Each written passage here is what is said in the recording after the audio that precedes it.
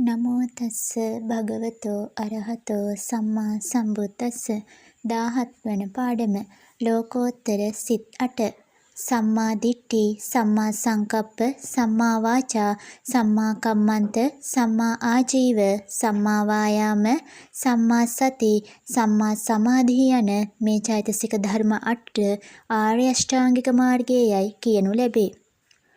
සංසාර සංඛ්‍යාත ලෝකයෙන් ඈතර වනු රිසියෙන් විදර්ශනා භාවනාවෙහි යෙදෙන යෝගාවචරයාගේ సంతානෙහි ඒ ධර්මයෝ ක්‍රමයෙන් දියුණු වෙති.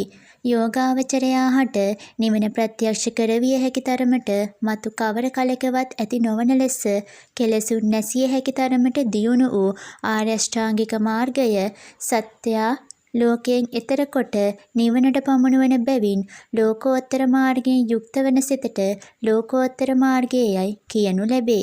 ඒ ලෝකෝත්තර මාර්ගයෙන් යුක්ත වන සිතට ලෝකෝත්තර සිතයයි කියනු ලැබේ.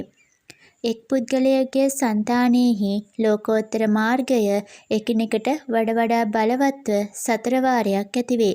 පළමු වන වර ඇතිවන ලෝකෝත්තර මාර්ගයට සෝතාපට්ටි මග්ග කියාද දෙවන වර ඇතිවන ලෝකෝත්තර මාර්ගයට සකෘදාගාමි මග්ග කියාද තුන්වන වර ඇතිවන ලෝකෝත්තර මාර්ගයට අනාගාමි මග්ග කියාද සතරවන වර ඇතිවන ලෝකෝත්තර මාර්ගයට අරහත් මග්ග කියාද නම් කර තිබේ.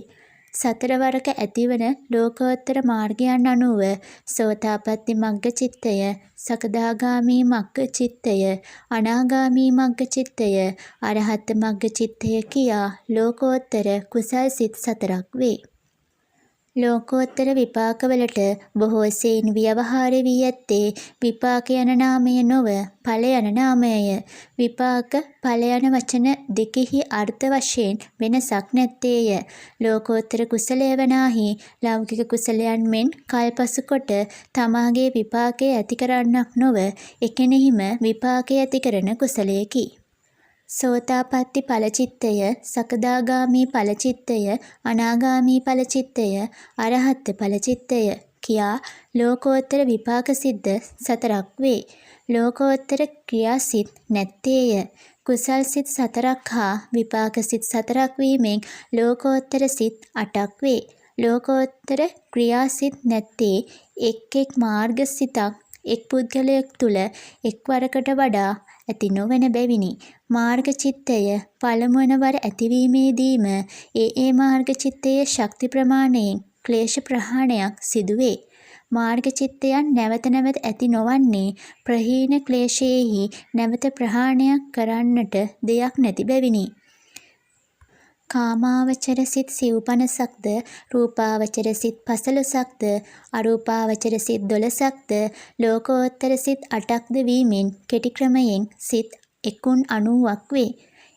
90 චිත්තේහි අකුසල් 12ක්ද, කුසල් 20ක්ද, විපාක සතිසක්ද, ක්‍රියා 20ක්ද ඇත්තේය.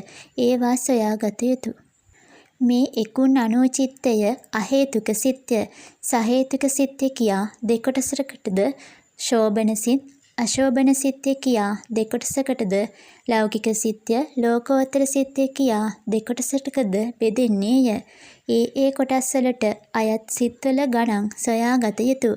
වේදනාදී බෙහෙද වලින් ලෝකෝත්තර සිත් 8 නොබෙදිය හැකිය. මේ 90 චිත්තය අහේතුක සිත්ය, සහේතුක සිත්ය කියා දෙකොටසකටද, ශෝභන සිත්ය, අශෝභන සිත්ය කියා දෙකොටසකටද, ලෞකික සිත්ය, ලෝකෝත්තර සිත්ය කියා දෙකොටසකටද බෙදෙන්නේය. ඒ කොටස් වලට අයත් සිත්වල ගණන් සොයාගත යුතුය. වේදනාදී බෙහෙද වලින් ලෝකෝත්තර සිත් 8 නොබෙදිය හැකිය.